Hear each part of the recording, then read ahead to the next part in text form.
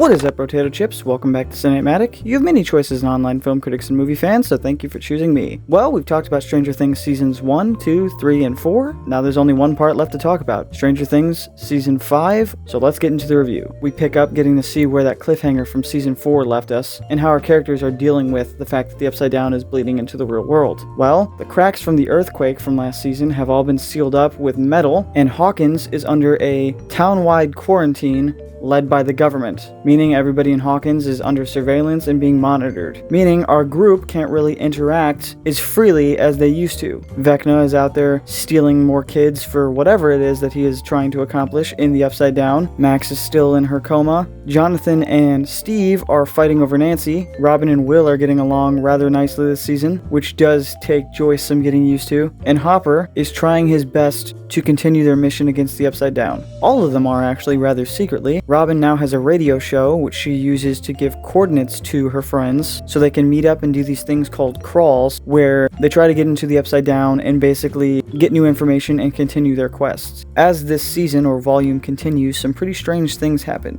Will's visions are upped to like 1,000, and we learn that he is apparently able to see through the eyes of Vecna. This does have its draws, but eventually it leads to the biggest twist this season so far. Robin, Lucas, and Mike are all under attack by Demogorgons, and it looks like this is going to be the end. But spoiler alert here, Will, thanks to some advice from Robin, looks within himself and figures out that he actually has been stronger than he thought this entire time. This season, they gave Will superpowers, as he stops all three of the Demogorgons at once and breaks them just like Vecna broke Chrissy last season, which means that they now have a wild card in their fold in their final battle against Vecna. This was a big twist, but also it's been a long time coming. We also do get to see Kali again, Eleven's sister, which it may not be anybody's favorite storyline, but at least they actually do something with her again, instead of just that one-off. We also get a lot of Holly, Mike's sister, in this season, and she interacts a lot with Max Mayfield, who finally gets free from her Vecna's curse in a scene that is actually quite emotional, so props to the actors there. Flash forward to the final episode,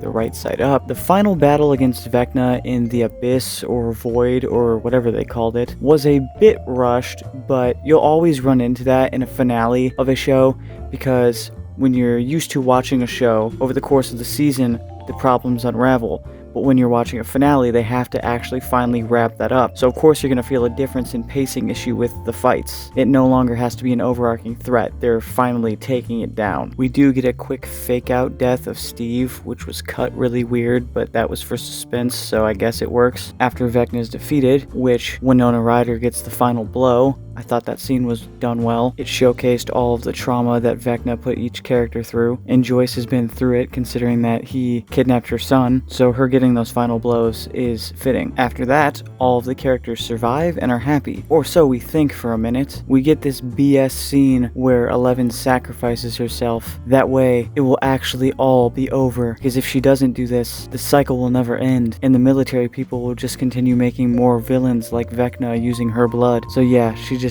decides to go out in an explosion that takes down the Hawkins lab. They could have just had her lose her powers after they defeat Vecna, but this is also a choice. The rest of the epilogue, though, is done pretty well. Steve and Dustin get their happy bro ending, where Dustin is in college and he and Steve still get to hang out and go on adventures. Steve is a little league coach and gets to kind of be a father to them all, like he was dreaming of. Lucas and Max are happily ever after. Will gets to be himself. Jonathan becomes some sort of art director, or is at least working on it. Nancy dropped out of college, is kind of doing her own thing. Robin is back on the radio waves, but man is Mike going through it, and rightfully so. I would be ticked the heck off, especially if we were all getting out of there fine, and then she just decides to go yeet herself for no reason. Joyce and Hopper are happily ever after. They finally get to eat their dinner at Enzo's while Hopper proposes.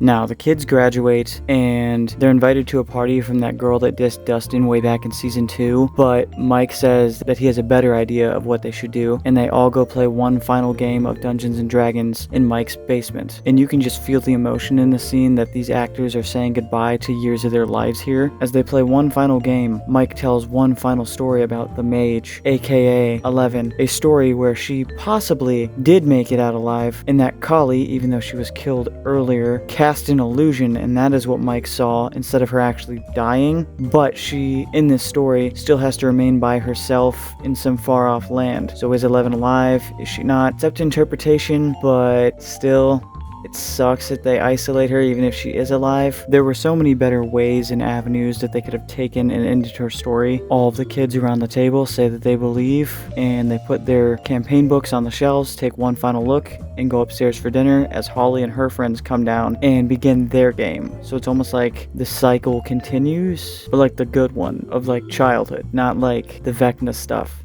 Overall, it ends pretty well for what it is. It's probably one of the best finales in modern times, but still there's a lot left unanswered. Like, what was the significance of Vecna being one of Joyce's classmates? Why did he need 12 kids? What was the significance of his badge number thing? And November 6th? What happened to Susie? What about that Demogorgon in the fridge back in like season 2? There was so much stuff left unanswered. So thinking of all this, I give the final season a 7 out of 10. But what are your guys' thoughts on Stranger Things Season 5? Make sure to let me know in the comments below, as I look forward to hearing your thoughts. Don't forget to hit that like and follow button, as there are more videos headed your way, and it really does help out the channel. And as always, thank you for watching ciNATEmatic.